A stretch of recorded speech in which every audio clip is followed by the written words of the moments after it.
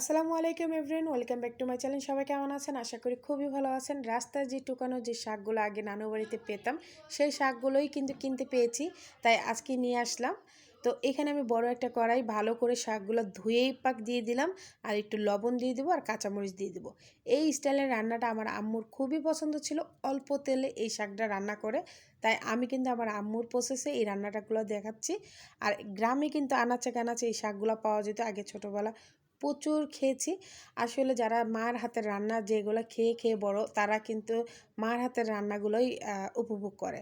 যাদের মা আছে ভাই, তারা তো অনেক লাকি। আর আমার মতন কপাল যারা মা বাবা দুজনকে হারিয়ে ফেলেছি, তাদের তো মার স্মৃতি আর বাবার স্মৃতি নিয়েই থাকতে হবে।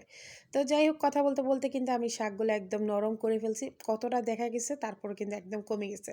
তারপর সিদ্ধ হওয়ার পর আমি এরকম খুন্তিতে একটু একটু কেটে দিচ্ছি, কারণ আমি বটিতে একদম কেটে দেইনি, কারণ এরকম শাক খেতে আমার ভালো লাগে।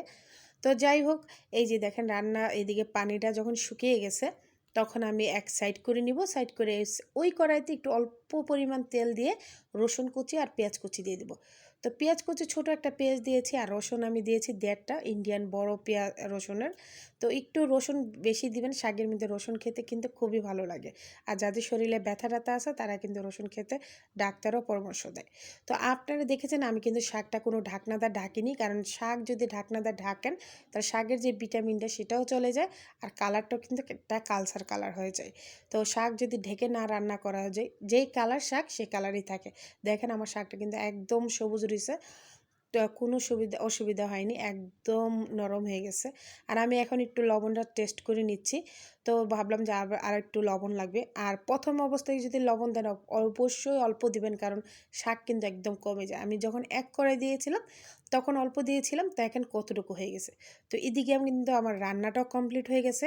আর এইভাবে রসুনটা যদি এক কড়াইতে দেই, তাহলে কিন্তু ঘ্রাণটা অনেক সুন্দর আসে।